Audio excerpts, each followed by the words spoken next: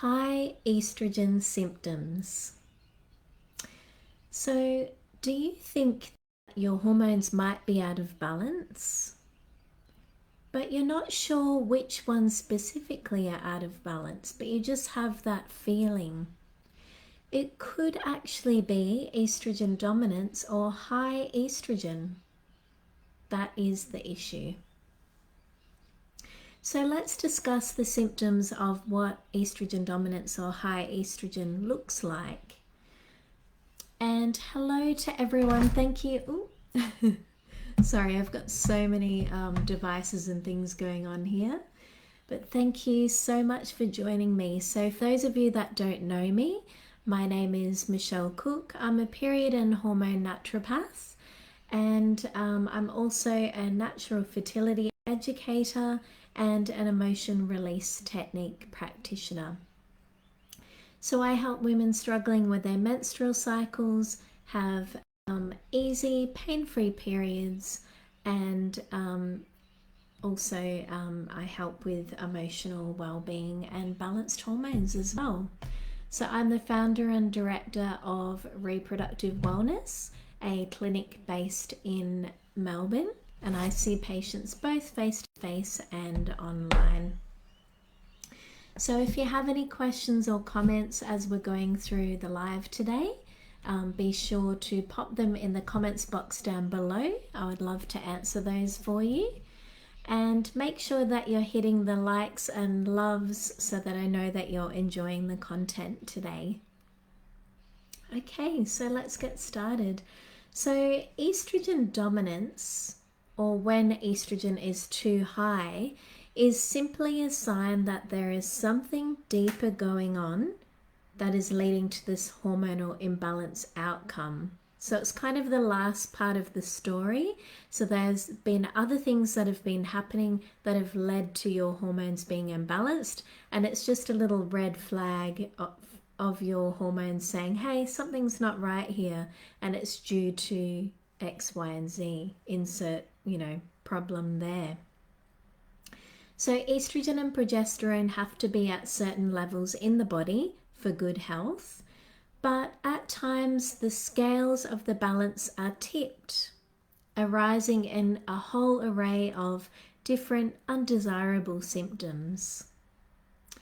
So estrogen dominance, or when you've got high estrogen levels, it doesn't mean that your ovaries are making too much estrogen or producing too much estrogen. It's generally because there's a high circulating level of estrogen in the body, or a recirculating high level of estrogen in the body, and it isn't actually being efficiently cleared from the body like it should be.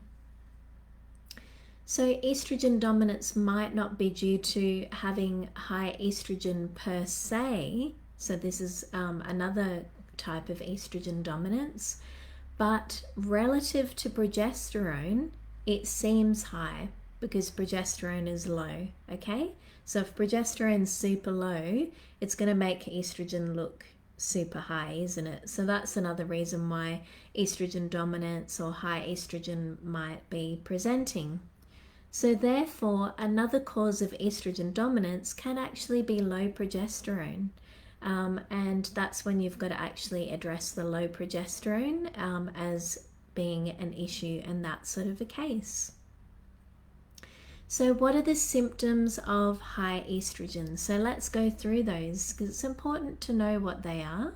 So it can be things like fluid retention, thyroid issues, weight gain, acne, heavy periods, irritability, feeling a bit foggy or not able to think very well, sore boobs and swelling, so particularly before your period, fibrocystic breast disease, so they're like little kind of lumps and bumps that you're feeling in your boobs, irregular periods, fatigue, headaches, hair loss, painful periods, mood swings, low libido, and sleep issues. So all of these can indicate that you might potentially have estrogen dominance or high levels of estrogen, or your progesterone is too low and it's making estrogen look higher, okay? There are some conditions that are typically associated with high estrogen levels. So that is things like having endometriosis, for example. Fibroids is another one, PMS, PCOS, and also having cysts as well. Ovarian cysts can indicate that there's a high estrogen or estrogen dominant kind of state. So how would you test for high estrogen? So if typically if you go to your doctor or GP, you might get a blood test which will look at your hormones, and that's always a good idea.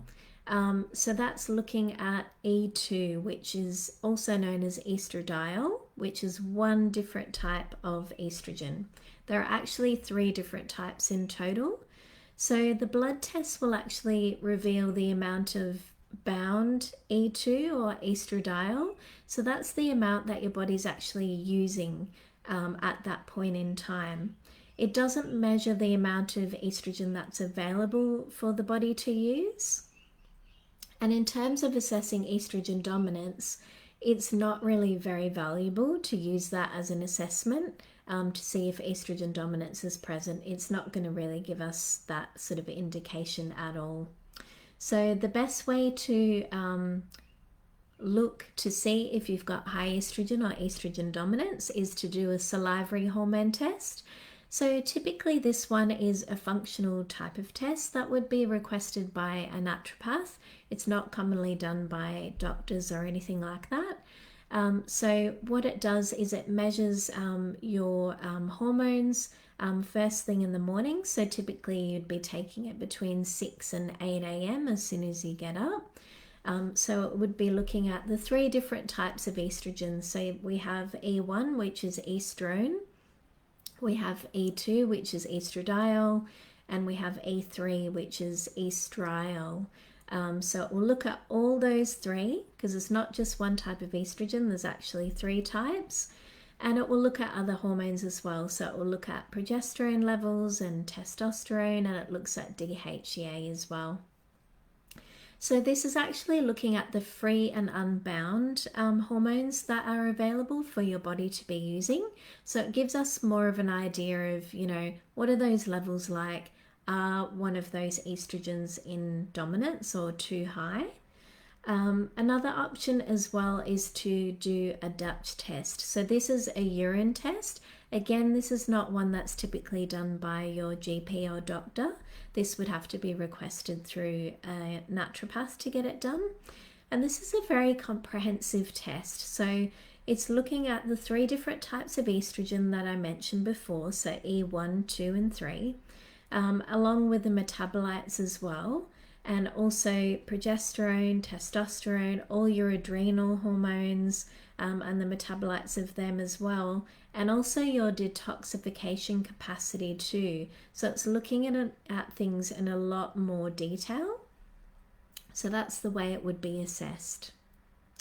So what actually causes high estrogen levels in women? So let's discuss that. So there would be things like poor liver detoxification. So we need to remember that the big boss liver, it has so much jobs to do in the body, and so much is going on that it's got to do all at the same time.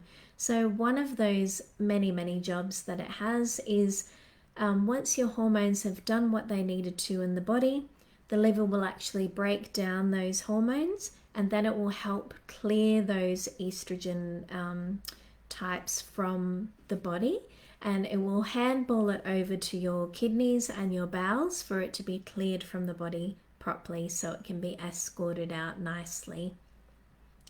So if your liver is a little bit sluggish and it's not operating at full capacity like it should be, it might be too much of an ask to do this sort of job. So that's what ends up that's why you end up with estrogen dominance or high estrogen, because it hasn't been cleared from the body properly by the liver.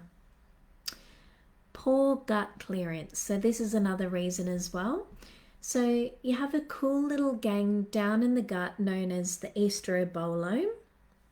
So what they do and their specific job is to manage levels of estrogen in the body. So it's keeping levels just right.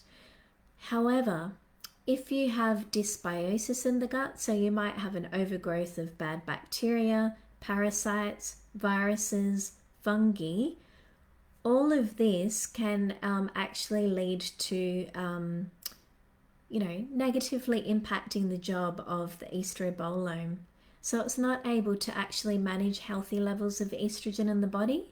So again, there's another reason why estrogen levels might be high as well. Also, if you're not doing a poo once a day, you need to be doing a poo at least once a day to be able to clear out hormones from the body. Otherwise, they recirculate and they get reabsorbed again. So that's another reason why they can be high estrogen levels. The other reason might be an exposure to intruder estrogens. So these are known as xenoestrogens. So xeno means foreign.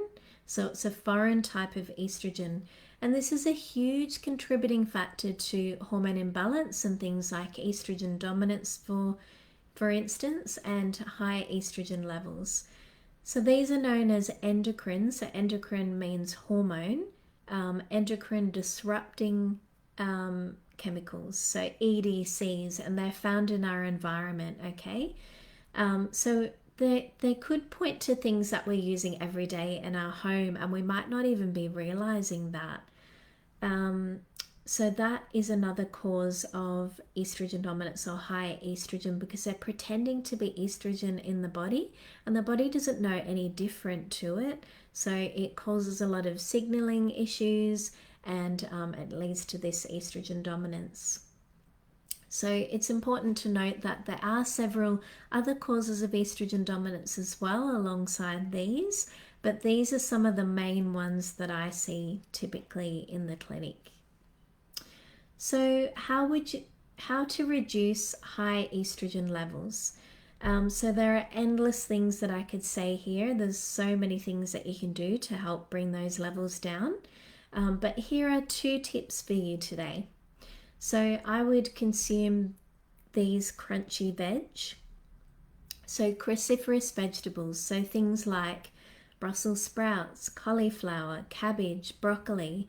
So these will help support healthy liver detoxification, and they also support the healthy clearance of estrogen as well.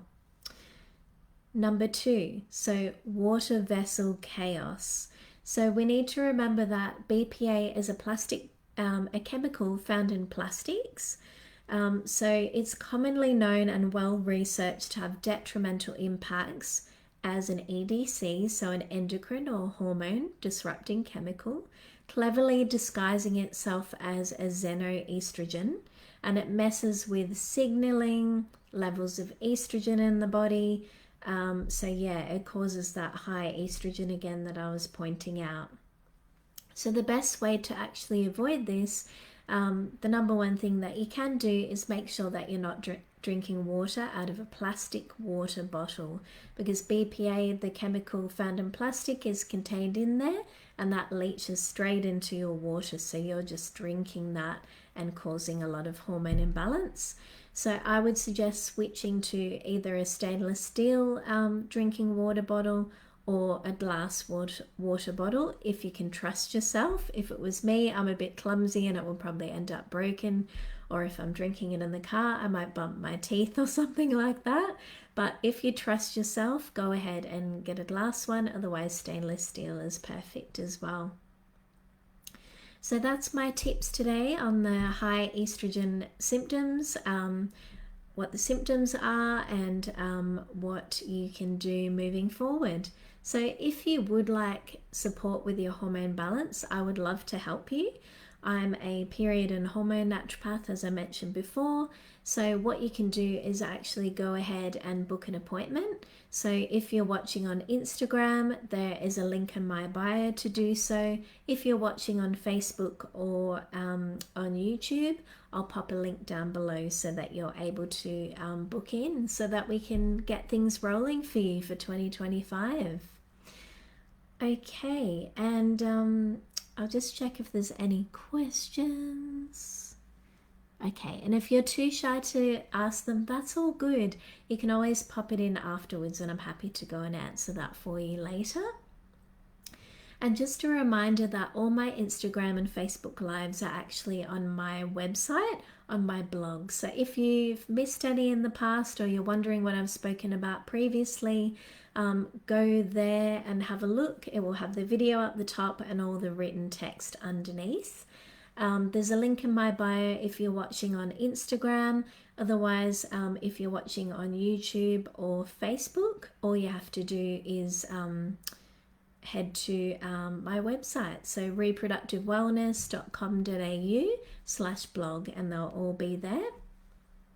So thank you so much for watching today. I really appreciate you being here with me. And if you have any questions or comments, as I mentioned, pop them in the box down below.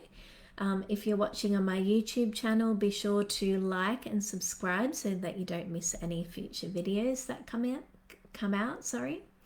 And FYI, I'm here every Wednesday at 6:30 p.m. Australian Eastern Standard Time. Actually, at the moment, it's Australian Eastern Daylight Time because it's daylight saving time. So just keep that in mind.